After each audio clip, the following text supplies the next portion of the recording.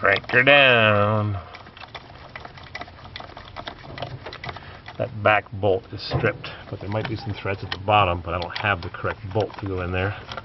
And even if I had gotten that one from the junkyard yesterday in Fresno, it wouldn't have been long enough, because the center one has a bigger 13mm head. It's a ½ inch longer, whatever that is in centimeters. It's a little longer. But I don't think it's entirely necessary to have that middle one. Worst it'll do is blow off a little bit of pressure. Yeah, as long as you're not blowing off. Well, it'd be nice to have some. And my other 6.5 TurboWheezle, I was talking to the camera. My other 6.5 TurboWheezle only makes 4, maybe 5 at the very most. So. That's the 93, right? That's the 95, the airbag. Oh. The 93 doesn't have a gauge, and I never drive it anyways. The turbo does work because I hear it. See, I've been playing with this one, but that's have the any one. Of that. Didn't have any of the webbing in here, yeah. And it's flat on top. And you've got it tapped. I just have it tapped for different pressure sensors and nozzles and stuff. See the one? Have you seen the one that goes in the Marine that goes this way? Yeah, I have one of those. It turns the other way, and that's what I've got on my 95 because somebody put an intercooler on it. All kinds of spare parts. Oh, this is Well, they're the not spare. They're SS Diesel. They're Guy in they're Phoenix off of my engine. And that's the SS Diesel fan. It's the Duramax fan. well, it's the Duramax fan. Guy in See, Phoenix it's had 2 of these for sale. tight. Yeah, but that's the way it should be. But Yeah. when you start it, it should go to the freewheel. Yeah. Interesting. Yeah, it's a 21-inch plastic fan compared to the 6.5 came with a metal. Yours is 6-blade, and in '97 they went to a 9-blade metal fan. And this thing puts out tons of air, especially when it never disengages. Yeah. What's nice about these plastic fans? They put out tons of air even when they're not engaged. Like you turn it on and at idle, it's whoosh. Which is Like you can feel it on your legs. You yeah. step out of the. Yeah. And the 6-blade is never like that. I think that one. Maybe if it's locked up. Because it never unlocks. Guy in Phoenix on Craigslist had 2 of these for sale. Turns out he had a bad head gasket. He was trying everything. Holy cow! I got lots of toys in here. Well, this is all out of my engine bay at the moment. So is that? Well, that's the fuel filter housing. I've never seen one removed. Nut. That gets lost. Yeah, they replaced. They started putting the nuts on the filter, now. so you don't index the filter. The filter turns. So yeah, you have to index normally you'd have to index the filter to this longer slot and these shorter ones. But a lot of people screw that up and they put it down wrong, so the nut won't go all the way down and the filter's not seated. And it leaks like crazy. It'll leak. So what's inside there? A water sensor and.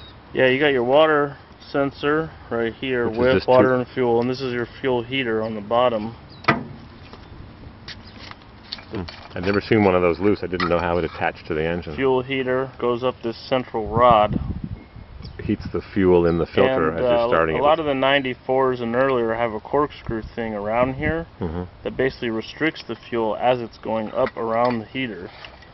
And I just removed mine. To put more heat into the fuel for cold starts in the cold country. But I just removed it, so I got better fuel pressure out of it. And then here, this is 94 and earlier as well, because the newer ones they come straight out.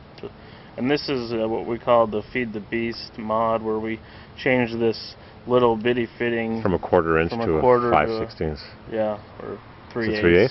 3/8. Yep. Yeah, so I cut off the fitting that was there and drilled it out. So fuel comes in here in the back on a large 3/8 fitting, and then what happens is it comes up this middle chute, cylinder, whatever, and then out the top of the filter. It goes into the top of the filter, and then back down the outside. It's not filtered yet, and then then when the fuel goes inside the filters.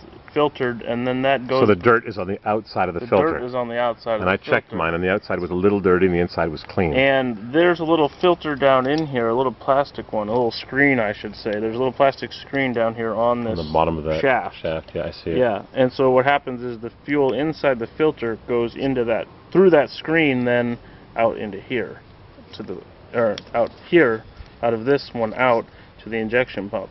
This is pre-filter as well. This goes to the T-valve. That's on top of your thermostat housing, and it's sourced pre-filter. So you don't want to use that. Yeah, there's a little hole down in the bottom. I see it. Right there. That's on the outside of the filter. It's on the outside of the filter. That's not filtered fuel. Not filtered. So you can have better fuel pressure coming out your T-valve, but it might not be coming out at the same pressure. If the filter's blocked. If your filter's clogged. And that filter, I'll show people that are watching the video where it is. That's right in the back, right there. There it is. Now we know everything about the 6.5 filter. This is the newer style where the nut is integral with the filter. So you don't lose that nut and the filter's not indexed. And there's the outlet that goes to the injection pump. It feeds the injection pump. So let's tighten these babies down and crank this baby up. Now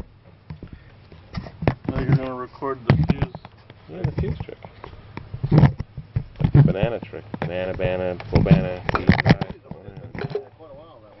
California, yeah, a couple years ago, the woman was talking to me about if I knew anybody that would like to buy it, and so here's the fuse. I'm sure you can find plenty of people that would like to buy it. I like the Falcon of the Street. There's a '63 Falcon Photo sitting there. Or just do this. The blue inside, nice shape. T-valve bleeding. So it's yeah. Keep going, and then while it's going, I'll shut off the valve so that. Well, you know, you're not getting any air right now, so it's good. I'll just close the valve and just keep it going until I get this closed. Alright, now it's primed. Now we could go the extra measure of loosening this and letting the fuel, like maybe soak it up in some towels and then tighten up that while we pump the fuel. Just to get any air out between the fuel manager and the injection pump inlet. But I think after a couple cranks it'll be fine anyway. We'll find out. This is all I would normally do, is this far. That'll drip a little bit of fuel, but so you can have your fuel back. Bring that to the doctor and tell him it's for your urine test. Yeah. Alright, ready to crank this baby up? Heard that before. You think so? Well, it'll crank. Yeah, well, it'll start. Heard that before. What's it going to run like? Is the the optical sensor is plugged in. My computer we haven't tinkered with yet. No. Okay. Low plugs.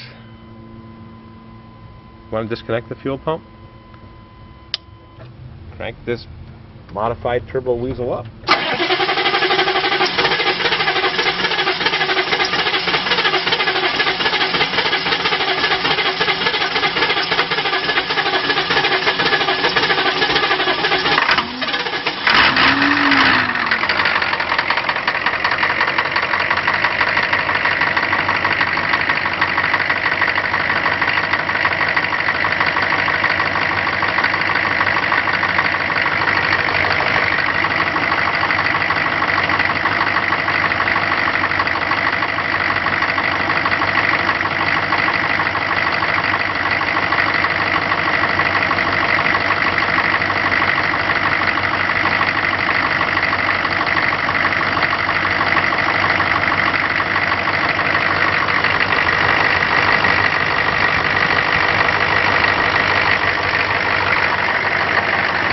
I see it. I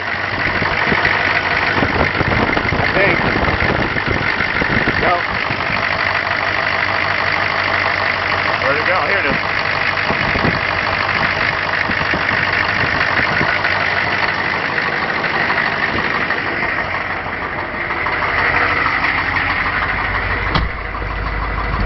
It's not idling as high. Yeah, it's down to indicated 600.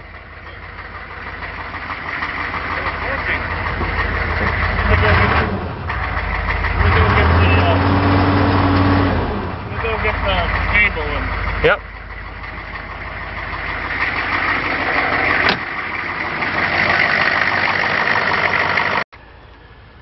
So, the saga continues, and take manifold off again, or whatever you call this turbo top hat. Taking the whole thing apart again that we just put together because our optical sensor is not far enough over. We moved it over, it's got to get over more. So take the whole thing apart that we just put back together. It wouldn't start a second time. It's kicking and screaming. We found a couple of chafed wires here. That isn't the problem. I wonder if one of these wires is loose in the connector and not giving a proper connection signal. it all apart again. Move the optical sensor. Check every single wire this time. Something is wrong.